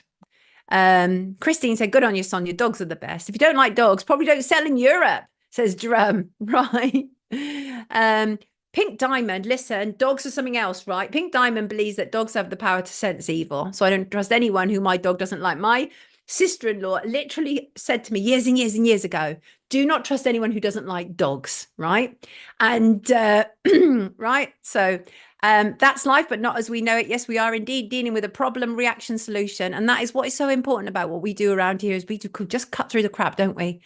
And can I just say, in a week where our racial and cultural differences have become a major flashpoint in England, completely hyped, obviously, for global nefarious purposes, one of the most famous and wide-ranging and wide-reaching, rather, sorry, my nose is so itchy. Let me just address this. One of our famous and most wide-reaching racist murders comes to a type of full circle when the body of Stephen Lawrence will be flown back to the UK. He was buried in Jamaica 31 years after his racist murder in London. His mother, Doreen Lawrence, has revealed that they have decided to bring Stephen home to be closer to us, she said.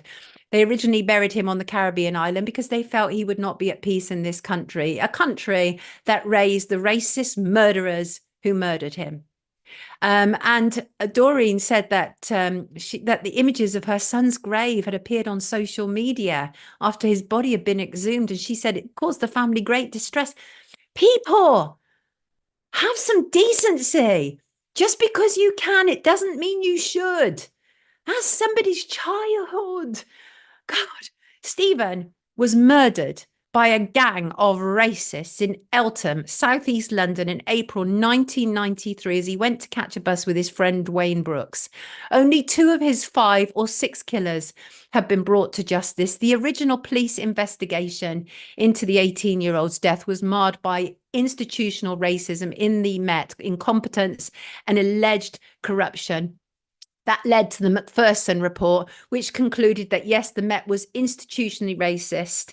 And unfortunately, it was the Macpherson report that has been used to turn the police into the woke establishment it is, because whereas it talked about institutional racism, which was absolutely there, no question about it, when Black people are victims, they have routinely been seen immediately as the perpetrators in London. That has largely happened.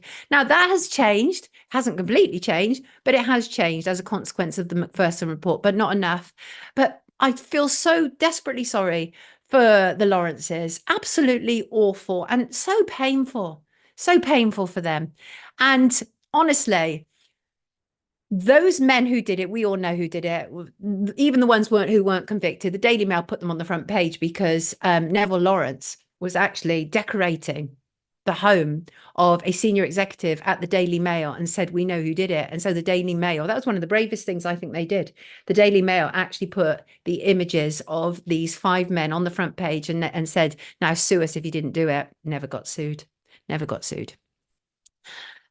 Now, let's turn to some of you beautiful people out there. It's 10:44. So, Carrie, is it Carrie? Carrie wrote in, to save my soul. Thank you so much, my love, or something like that. Remember, I was talking about sign language on Monday. Well, Carrie wanted to address that, and I am so grateful she did. So I said I had discovered, because I was starting to learn sign language, and I had discovered that along with I love you, this also means I love you in sign language. And I was really, really concerned about it. And I said, that's also the devil symbolism. What's going on? And Carrie wrote in, and God love her, she showed me where I had gone wrong on this, because the devil symbolism, it actually pulls down, is actually pulling down. No, I'm not going to do it. Why should I do it? But it's different. It's slightly different because it pulls down one of the fingers. So thank you, my darling. If I got that wrong, I'm greatly relieved, frankly. I couldn't actually find my notes to refer back to that. So, but thank you. I always love it to get these kind of, people responding and saying, can I just check this? I love that stuff. Please keep doing it. I love you so much. Geoengineering, we always talk about it around here. You know why? Because legacy media won't. I want to say thank you to Peter. Thank you, Peter. Peter loves the show, says he observes a pattern with the chemtrails. On the clear days, early in the morning, clear skies, not a cloud in sight. Chemtrails start often right in front of the sky. These continue through the morning, and flight paths of the planes shift following the path of the sun. By lunchtime, when sun is highest, we now have many clouds blocking the sun. Please see photos attached. I will keep documenting them. Taken from Lincolnshire on the 15th of July, 8 a.m. to 1 p.m. And Peter, I'm gobsmacked. I'm gobsmacked. These, keep sending in your pictures, wonderful, beautiful people, because I think eventually we're going to have a gallery which will be irrefutable. And Karen from Maidstone. Hello, Karen. Thank you so much. It's so bad this morning, she said, that I have sent some photos to my local MP, Helen Grant. This can't be right. For the first time this year, there was a clear blue sky yesterday and no chemtrails, the first normal day since it began, and now it's back again. It doesn't make sense. Well, here's the thing, Karen. It makes sense if you know what's happening, right? And of course, it's not a normal sky. And Karen sent me a video, and I have to say, it's actually, it is arguably one of the worst examples of these trails that I've actually seen. It is damning. There is absolutely no way. I'm looking at it now. It's right in front of me. And there are 1, 2, 3, 4, 5, 6, 7, about 9 lines crisscrossing. Of course, because planes always do that, right? And also, I want to refer to James. Good morning to you, James. James likes to sit outside and have his morning coffee. The sky always starts off a nice blue with a very minor amount of clouds. This is when I'll always see the type of plane I have attached in the pictures. It doesn't have chemtrails and it just doesn't move like a regular plane. It's difficult to put in words, but they seem odd. And unlike the planes that produce the chemtrails, they never make any noise. I've observed that, actually, the silence of them. And he says when he gets back from his doggy walk, it looks like it's completely overcast, but it's not clouds. It's the chemicals they have dumped that have dispersed and blocked the sun. Interestingly, like Bill Gates said, they were looking at doing. It's robbed the day of any kind of sunshine. And really, I mean, there's so much, isn't there, to be said about it, not least what is coming down on us, not least the importance of the sun and vitamin D. All of these things are so important to us. And what James says is that, if anything, I've seen, if anything, the plane I've sent you proves that planes can move without leaving chemicals behind them. And I'm seeing so many of them first thing in the day, and they always leave and give way to the planes that look like planes, sound like planes. And these are the planes that dump all the poison into the sky. And I think we need to start making these absolute observations. So please, you darling, wonderful people, when you send me in your imagery or your videos, let me have your observations as well. Did these planes make specific noises? Were there other planes that appeared to be leading them? Right. And Jane said it really is bizarre. And I have a lot of possible crazy permutations and theories on what they're trying to achieve. As indeed do we all, but eventually a proper picture will emerge. Absolutely it will. And James also brings me on to the next topic. James also commented about the Olympics and Snoop Dogg, saying, I didn't watch the Olympics opening ceremony. I'd never put myself through that ordeal. Good point.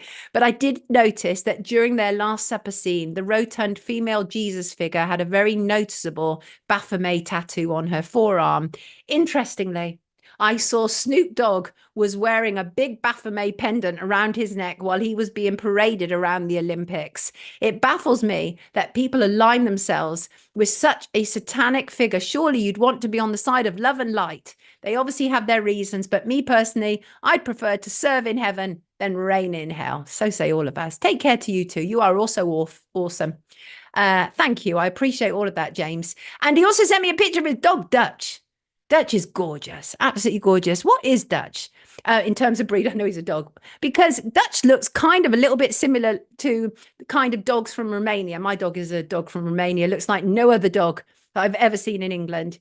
But also send me your animal pictures, because when we start to do visuals, I'd love to do a sort of animal corner, because I love animals. I love animals. And also that Snoop Dogg Baphomet thing, Snoop Dogg made a video about it, denying it, right?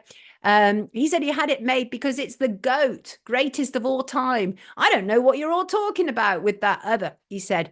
Really, Snoop? Now I've interviewed Snoop. He knows what's going on. He's trying to, act as if he's all naive. This is a guy who's talked at length to me about music Illuminati. You having a laugh? You've been at the top of the music industry food chain, and you have no idea how much Baphomet symbolism is worshipped. Give me a break. I am disappointed in Snoop Dogg for not being more real. Really, I am. Because do you know what?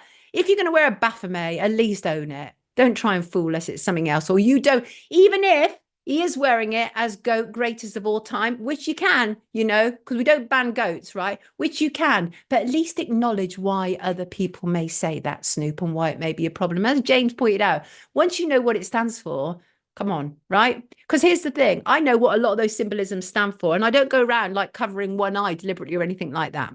I don't. I think we are coming close to the end of our show, and I think that what's really needed is bringing this all back to us, to you, to me, because we can blame governments for what's going on in this world. We can blame globalist organizations like WEF and the WHO. You can blame legacy media, and you'd be right to do all of that. All of them want division, and they stoke it on a constant basis. However, they need useful idiots to enable their plan. People must be accountable for what they aid and abet, which brings me back to you. If there is no enemy within, the enemy without cannot hurt you. You have to tackle what makes you feel vulnerable inside. Now, I am not talking about a physical attack, because the enemy without can very much hurt you. I'm talking about building up what you are inside in order to be able to counteract a lot of this negative narratives, right? You have to tackle what makes you feel vulnerable inside. Whatever you feel that makes you feel fragile and open to others' poor behavior and open to others giving their idea about who you are and what you stand for. You have to work on you. I've spent years working on me. I am a work in progress, right? I make mistakes and I try and rectify them as much as humanly possible. But the thing is that we are so much easy and open to manipulation when we are not strong inside. Right. And a lot of that can come from a deep insecurity of who you are and, and what you're about. You could feel like an imposter. All of these could be thoughts and feelings that have been imposed on you since childhood. When I studied psychology, there is the whole looking glass theory. And the looking glass theory is about how our impression of ourselves is actually garnered from how other people see us. So some people believe that they are lazy and worthless because that's what they've been told. But here's the thing, if you build yourself up inside, people can tell you a million things about yourself, but as long as you know who you are, they can't do damn squat. Because believe me, I'm a public figure and you should see some of the things that are written and said about me. Those people can't touch me. Can't touch me. You can't touch me. And you know why? Because I spent years building up inside who I am, what I'm about. So let me help you if you need help with how you can also do that. Start off by being kind to yourself. Be kind to yourself. Get to know yourself. For example, what makes you happy, right? What do you value in life? What do you value in life, commenters? What do you value in life? What is important to you? Craig said, let's see. I've never felt like I belong on this planet. I'm glad you are starting to get why too. Yes, the sun is very healing for many things, says HK Very. Let me see if I got this. Sorry, I'm behind on comments. I'm so sorry, darling. Sometimes I miss some of these comments. Herbert said, I'm not perfect. I'm merely excellent. Oh, Herbert, I love that. Big up yourself. Why not? Right? Pink Diamond said they wanted me to believe the hospitals were overrun. Oh, no, that's about something else. They're talking about dancing nurses. I value truth, kindness, and unconditional love, says Healing the Silence. I value my family and friends and the sunshine, says Pink Diamond. And Sailor Way said extroverts suffer from this problem more than introverts. Interesting. Roz points out Michael Jackson, the man in the mirror. That's interesting, Roz. Like that.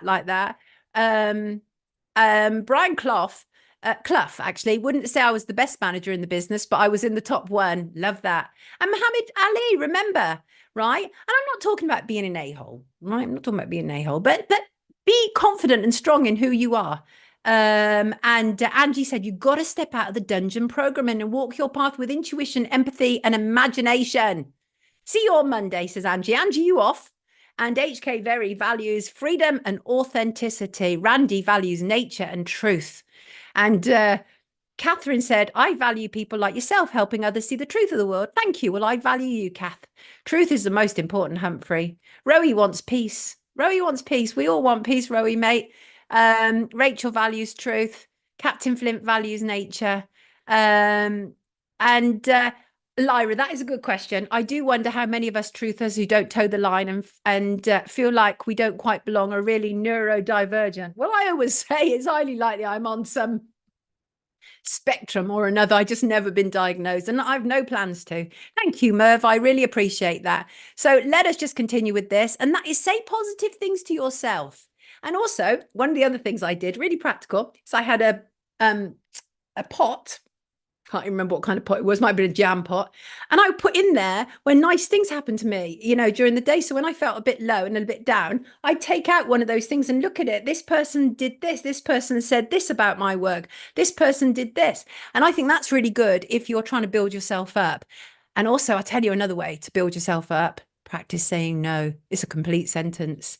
It's so liberating when you feel you can say no without justification. And it really also stabilizes you inside. And I'm not talking again about being a hole, right? I'm talking about saying no when you really want to say no, but you'd normally say yes. Do something nice for yourself, whatever it is. Me, when I want to treat myself, I often buy myself flowers. I like flowers. And I'll tell you an absolute thief of getting to know yourself is when you keep comparing yourself to others. Because how can you begin to know what you're about and your strengths when you're looking at what other people are doing, right? If honestly, me, these days, I limit social media. I go on social media primarily to post, have a few nice conversations with people, and well, not always nice, but have a few conversations with people, and then I get the hell out of Dodge. Because endless scrolling is actually, honestly, it has to be designed for a nefarious reason. It cannot be good. And also, please do try to challenge any unkind thoughts about yourself that may pop up, because the aim is about building yourself up internally. And if you accept that there are things that need to be changed, change them. Change them. None of us are perfect. That's what makes us humans. And it's a process. It doesn't happen overnight, you know. But what I do know is once I built myself up, no external force has been able to pull me down again. And again, I'm not talking about physical attack. That's a whole different thing. I'm talking about verbal. And I've never agreed with that statement, you know, sticks and stones may hurt my bones, but names will never hurt me. That's a lie. That's a lie. People relive the trauma of being called this and that on psychiatrist couches, right? So that statement is a lie. Words do hurt, but your job, my job, is to stop them hurting, because once you know yourself and who you are and what you represent and what you bring to the table of this world, outside forces can't touch you, can't touch you. And it's why I'm prepared to take risks, you know, because I built myself up. You know, like I will literally leave a well-paid job like I did at TNT because I believe in myself, and I believe enough in myself to walk away when things aren't right, whether that's a bad relationship or a bad job. And that's it. And I want, you know, anybody who ever needs help, obviously, if you need to seek professional help, do so. But a lot of this stuff, healing in the silence, words literally kill. Synchronized Souls podcast says constant energy exchange. Practice what would a self-loving person do? And words can be worse than cuts and bruises. In my experience, I've experienced both, and the words definitely hurt more. Herbert, it can take a lifetime to unravel malevolent guidance. Craig is on to hammer time. Can't touch this. I saw this brilliant video online, as an aside, Craig, of old age pensioners doing the hammer time dance. Absolutely brilliant. When I was a music journalist, I interviewed MC Hammer, and I actually watched, it was when he'd come to London to do play at Wembley. I think it was at Wembley. And I watched them in rehearsals. Dear Lord, that was synchronized dancing like I'd never seen before. They were brilliant dancers, absolutely brilliant. And that's what they're trying to say, that my words were harmful. It's not true. What's not true? Hillary Clinton, I have no idea. What's this? Ashley, you're saying stuff that I need to look into, which I will. Choose Love said, I will not stand for it. They use that to scapegoat you. Mislabeling is anathema. Absolutely. We're into squeaky ball time, says wee fat shug. I've got to go, lovely people. It's 11 a.m. in the UK. I love you all. Oh, no problem, Ashley. I'll have a look at it later. I love you all. Thank you for joining us. Really difficult times at the moment. Stay strong, stay focused, watch for those external influences trying to bring you down, trying to drag you down, trying to make you part of something that is not true to your nature. Okay, I believe that most people are essentially good. Most people are essentially good. And some of the manifestations are not about being wicked, but sometimes people react for all manner of reasons, their insecurity, or so I when people can be quite harsh with me, I don't always, I said this to you recently, and that is I've learned how to respond rather than react, because I would rather know what's going on with that person. Why is that person behaving like that? And a lot of the time, some people behave fearfully. So we're about changing that around here. So thank you very much for rocking up. Thank you for everybody who supports what I do around here. Thank you for donators, for contributors. Keep your wonderful emails coming with all your wonderful observation. Thank you to our marvelous live stream chatters. Thank you to our wonderful mods. Love you all. Absolute pleasure to have you with us today. Thank you so much. I'm just looking at the figures, completely different figures out there front on YouTube, because we have got 2,551 people on the live stream. And thank you so much, all of you, every single one of you. I really appreciate it. Thank you, Jilly. Jilly said thanks. This is a brilliant show. I appreciate you all so very, very much. See you, Stephen and Jerry. Thank you so much, all of you. Listen, take good care of yourself and each other. As what was that man? What's his name? Jerry, whatever he used to have people boxing on his shows used to say. And I just want to end on a quote because, you know, that's what I do around here. And it's from Emma Lovewell. What a brilliant name. And she said, you can't hate yourself into change. Love yourself into greatness. On that note, have a fantastic weekend. Take care of yourself and keep calling out those people who want to bring trouble into our lives. God bless you all.